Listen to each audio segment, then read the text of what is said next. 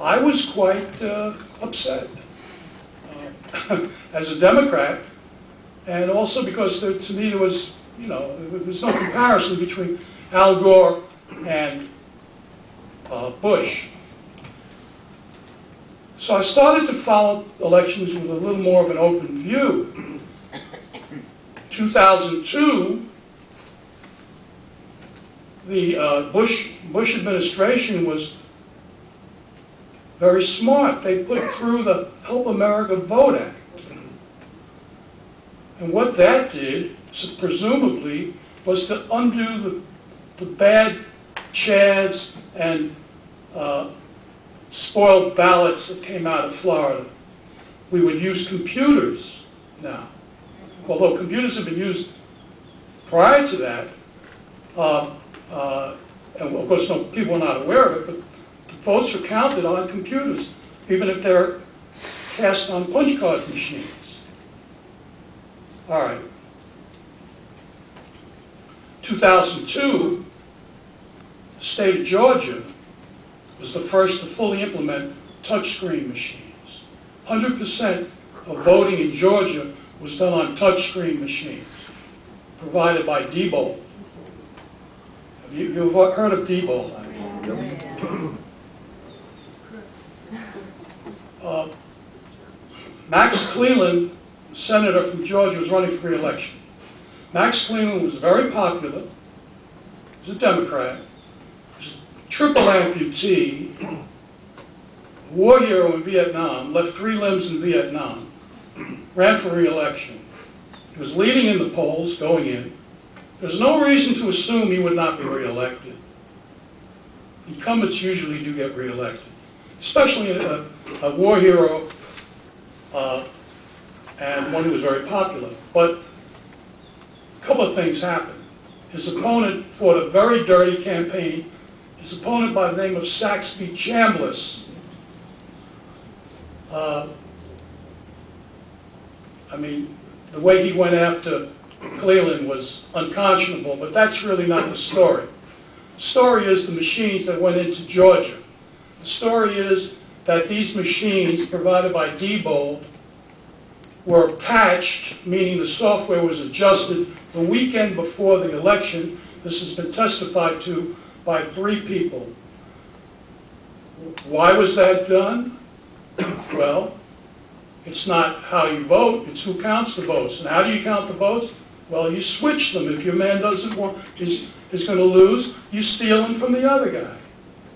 And that's exactly what I believe they did. I don't have the proof, but subsequently we found out about Diebold and about ESNS and the rest of these manufacturers of voting machines who were very right-wing organizations. They control the voting system in the United States. Your votes here in Florida, anywhere in the country, are tabulated on computers provided by right-wing fundamentalist organizations. So you might get to your poll, you might submit your ballot, it's on paper, but as you'll see, that doesn't mean anything. If the votes are not hand-counted,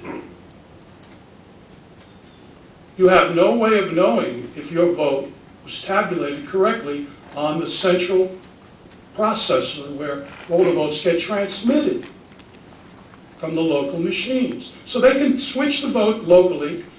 In the 2004 election, 95% of vote switching incidents at the touchscreen were from Kerry to Bush. The odds of that happening, there were 88 out of 92 or something like that, were 1 in the billions. I'm going to throw some, I don't know how familiar you are with mathematics. I know you're probably familiar with what the concept of probability, if you've ever gone to the casino or whatever, you know something about probabilities. maybe not the mathematical theory, but you know, when we say that the chances are 1 out of 10, that means that it's a 10% probability. Okay. After the 2002 elections, there were probably 3 or 4 Democratic senators who lost re-election, including Max Cleland. Republicans took over Congress. The Help America Vote Act was successful as far as the Republicans are concerned. They, in the past, now I'm going to go back again to 1968 to the present. When I started to do my analysis, I went into the census data and the mortality tables. Between those two sources, I have developed my true vote model. Now, what do I mean by that? Go back to 1968. Nixon won the election by 500,000 votes, but there were 6 million net uncounted votes. Where are the votes uncounted? What jurisdictions, what precincts, whose votes do not get counted? Minorities. 50% of uncounted votes, and this could be spoil ballots, provisional ballots, have been found to have occurred in Democratic minority precincts. Precincts that are either 75 or 90% or 95% Democratic. So the uncounted votes have been around for many, many years. 6 million.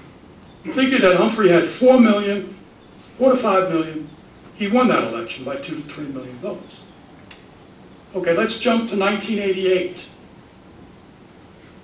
George Bush Sr. against Michael Dukakis. 11 million uncounted votes, net uncounted votes, net of stuffed ballots. In other words, you could have 12 million uncounted votes and 1 million ballots that are stuffed. You have a net 11 million uncounted. If you apply the 75% that went to Dukakis approximately, we don't really know, it was a very close election. In fact, Dukakis led the early exit polls in the national exit poll in that election. And so it is my belief, based on my numbers, that Dukakis may very well have won that election. Okay, people don't talk about that. They think Bush won by 7 million votes. Those are 7 million recorded votes. Understand the distinction, which is the key. Recorded votes are the votes that you're told took place. The true vote is the votes that really happened, that really took place.